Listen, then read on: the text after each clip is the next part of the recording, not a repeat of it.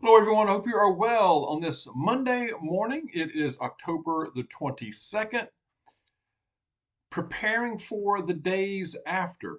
The days after the day of the election and the days after, I believe, are at this point is something to concentrate on, among other things, of course. I'll go into that. Also, I was watching a little video on, I believe it was TikTok, yesterday morning, and this guy was in North Carolina, Western North Carolina, and they're still trying to get resources to people, survivors of the big storm. I'll go into that just a bit. It's something else. And also, I have a terrific passage that I will share with you, of course, so stay tuned for that. Mrs. Dawg and I are going to vote a little later today. We'll let you know how that goes. If there's anything weird about it, don't expect any. I don't expect anything strange here for that, but you never know, right? You never know. I was watching this little video. It was on TikTok yesterday morning, and this guy, I think his name is Jason Ward, Ward. Anyway, he and some guys were in that Chimney Rock area or the surrounding area, and they were trying to get resources to some people. And he was talking about how just horrific the scene is out there. And I know we've all heard how bad it is there, but he was doing some video, and he was like, I can't just doing some video here, and my words can't describe this scene out here that we have been experiencing in this area. He said it's apocalyptic. Apocalyptic is the best word I can use for this. He said, you know, they were on horseback. A lot of them were on horseback trying to get to people. That's how the topography, the geography, I guess you can call it, the landscape has been so messed up. And he said there are people that are still being found, um, both alive and dead. And he said they came up on a guy that was alive, and not long, a couple of days ago, and he said that the man told them that they're the first people he's seen, other than the only other person they've seen is a YouTuber that shared some resources with him before they got to him. And but he was alive and looked like he was going to make it. He said that there was a group of people, a family from, I think he said, Burnsville, that they had been found for the first time, and after over 22 days after the storm came through. At least 30 feet of mud and muck had gone through this area, took roads out, so much so, and it's changed that landscape there that they didn't know where they were. They it's like they lost their it's like they were lost, even though they're familiar with the area. It's really weird. And he said it's like the smell of death is so strong there. He said that the ground is burping death, and part of that could be the chemicals and all that have been just washed away and everything along with it.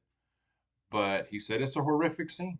It truly is. And um, I just can't help but think, and he kind of alluded to it. He didn't go all the way there, but I that it looks like citizens and organizations, other organizations are people are getting to helping the people more than our military or the government. And I not that we expect the federal government to come in and save the day, but I just can't help but wonder why can't the military do more? Why do we not have them available? I mean, and I know I've seen some footage of, I think it's the 101st Airborne in there and some National Guard and all of that, but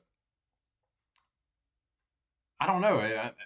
That's just a question I have. It's like this seems unacceptable to me. I mean, how can we not, the military that we have and the resources that we have in this country, how are people not being found 22 to 23, 25 days in? And at the same time, we send the billions of dollars overseas. Who knows where it ends up? And all these resources that we send, and then we have military, we have assets, these bases all over the world, We're into everybody else's business. But when something like this happens here, we have people that are found by YouTubers, and people on just citizens on horseback. It doesn't seem right. It's terrible. It's terrible. And, it just goes to show you how much we are on our own. Truly. Um, we truly are. And we can prepare the best we can. And then something like this comes through, who would have thought? But anyway, I just had to share that. It was something else. People are already talking about shenanigans going on while they're voting. We're gonna we're gonna go, like I said, in person here shortly, sometime today. I was reading an article that talked about how Tucker Carlson was interviewing a guy, Mark Halperin. I've heard of him, but they were talking about what the future of America may look like, especially immediately after the election results are in. And I've seen some other things where the election result may not be right away. It could be some days, which could fester things, of course. And after reading that, I I'm thinking that it's the days after that we really need to be watchful too, as well, and concentrate on preparing. Uh, they were talking about how this guy Halperin, he said he's not so much concerned about violence and such before election day as afterwards, which could be true. He said a civil war. I don't think a civil war will happen. It's certainly possible. Of course, it is. He said that in a Trump win, if Trump wins, he said, I believe we will see the greatest mental health crisis in our history, in the history of this country. I believe we're already in a mental health crisis in this country that unlike anything else. Could it get worse after that? Yeah, it could, especially if Trump wins. People will go absolutely ape. They really will. They will go bananas, and there's no doubt about that. I think even if Harris does win, they'll still go bananas. I really, really do. Now he said if Trump wins, he doesn't think the likelihood of violence is as great, but could happen, of course. But he said if Trump wins, you can see violence everywhere. Protests could turn violence. Everyday interactions. This is something most don't think about. Your everyday interactions at the gas station, at workplace, the stores, fights breaking out at a neighborhood birthday party, neighborhood gatherings, just chance encounters. Um, I believe that would happen. I believe that will happen. That would happen. Yes, I do. I also believe that, especially if Trump wins, you could see them uh, really organize and do something similar to what we saw in the summer. What was that? The summer of 2020, and burn cities. I mean, actually, worse than what we saw then. That's a very good potential, I think. Looting. Again, if Harris wins, I agree. I don't think that the likelihood of violence is as great, but possible. I think we could see it in isolated places, maybe not widespread. We could also see it from the other side, even if they win, coming after those who would dare to be a MAGA. I believe that's very, very possible. I think law enforcement will have their hands absolutely full. I really do. I really do. We should prepare, keep preparing. I know many of us are here that watch this channel. Uh, as far as preparing the days after, spiritual number one, of course. We talk about that. That's number one. Staying in prayer, staying close to our God, um, staying close to Jesus. Number two, be prepared to hunker down for a little bit if we need to. If things really, really go sideways, 2 to 4 weeks, hunker down in place in your home, if possible. When we go out, keep it moving, mind our own business, avoid large gatherings, avoid big protests, avoid big cities if possible.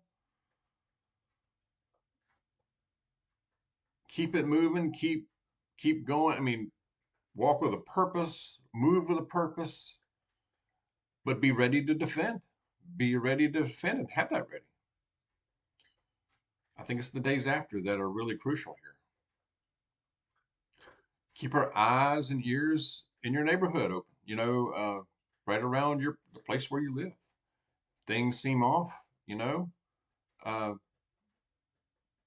keep our awareness up a good bit. Increase the awareness for sure. Self-protection, again, have that ready. Have it ready to go. Just in case. And self-defense. Not going on the offense, of course, going on in defense. But I believe those are the big things right now. But the days after are really a concern for me, preparing for that.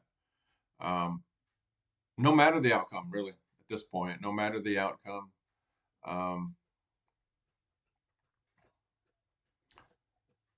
I think between now and November 5th is probably a good time to not just shore up what you need prep wise, but your errands, if you need to make a purchase, if you need to go grab some things that you need that you really haven't done in a while, even big ticket items. Um, you know, I really do. Look around your home. What can you do around there to kind of not make it look like a vulnerable spot? Look at that from the outside. Walk around your property and just, what can you do around that to bolster it a little bit? Even just appearances, you know. So those are the things on my mind about this right now. Very concerned, of course, but we need to keep our faith. We do. We need to keep our faith and keep our wits about us and be smart, be sensible. Go with our gut too. If a situation, if you drive up on or walk up on a situation that seems very off, go the other way. Best way to defend first is to avoid, to get out of there. If you can't, then be prepared best you can for it. I'm gonna go to a passage. Now let's see. We are in, I believe, Psalm. Yeah, we are in Psalm. Let's see, Psalm chapter 59. This is the verse of the day on the Bible app, actually, I believe. Psalm 59, verse 16 says, "But I will sing of your strength in the morning. I will sing of your love, for you are my fortress, my refuge in times of trouble." We are in times of trouble. We are, especially as a nation. And we can't forget that, first and foremost, we are citizens of Christ. And God is still in charge, still on that throne, always and always will be. He will see us through it. We must stay close to Him, stay close to Jesus, stay in prayer. Let's help one another out as well. Let's be supportive, and let's just be careful when we're out there. Like I said, I would avoid large crowds if at all possible. Like we mentioned yesterday, if you can, get outside a little bit.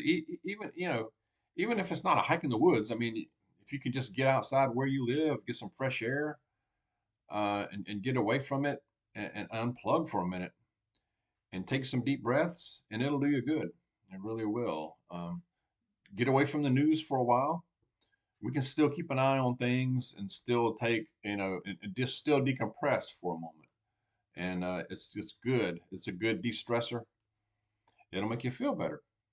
All right. Let's stay in prayer and meditation. Share your thoughts on this. Stay close to Jesus. God bless you. I'll see you soon.